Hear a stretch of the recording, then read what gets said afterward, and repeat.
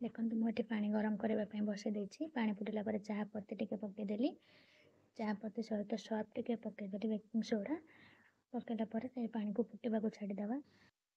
ଫୁଟିବା ମାତ୍ରେ ଗ୍ୟାସ୍ର ଫ୍ଲେମ୍ଟାକୁ ଅଫ୍ କରିଦେବା। ଗ୍ୟାସ୍ର ଫ୍ଲେମ୍ଟାକୁ ଅଫ୍ କଲା ପରେ ସେଥିରେ ଆମେ ସୋନାଲିକା ଯାହା ବି ଆମର ଥିବ ତା ଦେହରେ ପକାଇଦେବା। ଏମିତି 15 ମିନିଟ୍ ଛାଡ଼ିଦେବା। 15 ମିନିଟ୍ ପରେ ତାକୁ ପୁରୁଣା ବ୍ରସ୍ ସାହାଯ୍ୟରେ ସବୁ ଭଲସେ ସଫା ମାରିଦେବା। ସଫା କରିସାରିଲା ପରେ ଦେଖିବେ ସେ ଏମିତି ଚମକୁଥିବ ଯେ ଆପଣ ବି ବିଶ୍ୱାସ ବି କରିପାରିବେନି ଏଇଟା ନୂଆ ନା ପୁରୁଣା ବୋଲି। ପୁରା ଚିକ୍ ଚିକ୍ ଛାଡ଼ୁଥିବ। ଏମିତି ଥରେ ଆପଣ ଟ୍ରାଏ କରନ୍ତୁ ଆଉ କୁହନ୍ତୁ ମୋ କଥାଟା ଏଇଟା ସତ କି ମିଛ ଲାଗିଲା।